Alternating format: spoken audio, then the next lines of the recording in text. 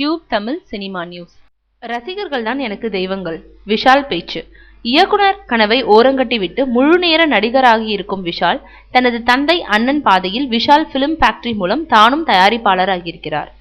அப்படி தான் தயாரிப்பாளரான முதல் படமான பாண்டியநாடு படத்தில் தானே கதாநாயகனாகவும் நடித்த விஷால் இப்போது அப்படம் வெற்றிகரமாக ஓடிக்கொண்டிருப்பதால் ரொம்ப சந்தோஷமாகிவிட்டார். நீண்ட நாளைக்கு பிறகு நான் சந்திக்கும் வெற்றி இது. அதுவும் நான் தயாரிக்கும் முதல் படமே வெற்றி பெற்றிருப்பது அதிக உற்சாகத்தை கொடுத்திருக்கிறது. அதனால் இன்னும் நிறைய படங்களை தயாரிக்க வேண்டும் என்ற ஆர்வத்தையும் ஏற்படுத்தியுள்ளது என்று கூறுகிறார் விஷால். மேலும் தற்போது தமிழகம் எங்கும் சென்று பாண்டியநாடு படம் திரையிடப்பட்டுள்ள சில முக்கிய தியேட்டர்களுக்கு சென்று ரசிகர்களை சந்தித்து வருகிறார். அப்போது ரசிகர்கள் கேட்டும் கேள்விகளுக்கு பதிலளித்து வரும் விஷால் அவர்கள் தனது நடிப்பில் ரசித்த படங்களையும் காட்சிகளையும் கூட நேரடியாகவே கேட்டு அறிகிறாராம். அதைத் தொடர்ந்து அவர்கள் முன்பு பேசுகையில், ரசிகர்களாகிய நீங்கள் தான் எனக்கு தெய்வங்கள். உங்களை நேரடியாக சந்திப்பதில் உங்களது மனநிலையை புரிந்து கொள்ள முடிகிறது.